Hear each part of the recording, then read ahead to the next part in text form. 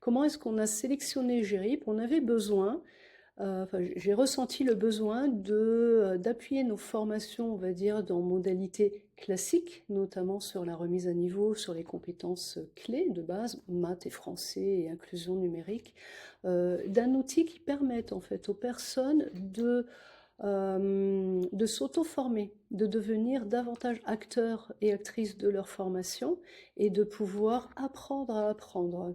Voilà, pour sortir aussi des schémas classiques et favoriser cette autonomie d'apprentissage qui est aussi une autonomie ensuite dans le travail. Donc GERIP Compétences, il y a eu un petit peu deux accès. C'est que j'ai un collègue donc, qui est animateur numérique aujourd'hui à la ville de Lyon, qui dans une ancienne vie connaissait GERIP Compétences en travaillant dans les missions locales. Et j'ai aussi pris la tâche de l'ANLCI, donc l'Agence nationale de lutte contre l'illettrisme, qui référence aussi cet outil sur son site. Voilà, donc ensuite, ben, voilà, j'ai fait la démo, j'ai eu un contact avec un commercial de l'équipe GERIP. J'ai eu l'occasion de pouvoir tester l'outil pendant un bon mois, donc ça c'est assez intéressant.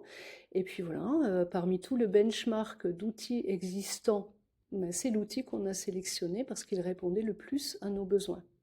Merci pour toutes ces précisions. Et vous pensez qu'au quotidien, vous allez l'utiliser plutôt en évaluation, en entraînement, les deux, les apprenants vont le travailler en autonomie, vous êtes sur un travail de groupe, vous avez déjà un peu préparé cette approche? Oui, alors là, on est vraiment, pour l'instant, on est en mode découverte et prise en main de l'outil, qui est quand même essentiel aussi pour les apprenants. Et on va, bah, comme vous dites, mixer un petit peu les utilisations de ce support. Donc à la fois sur parfois des activités qui peuvent être faites en groupe, mais on a vraiment commencé par les diagnostics de base.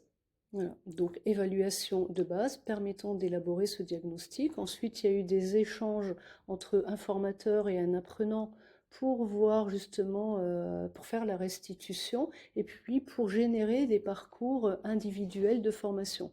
Sachant que l'outil nous propose la génération de parcours automatiquement en fonction soit des points à développer ou des points à renforcer.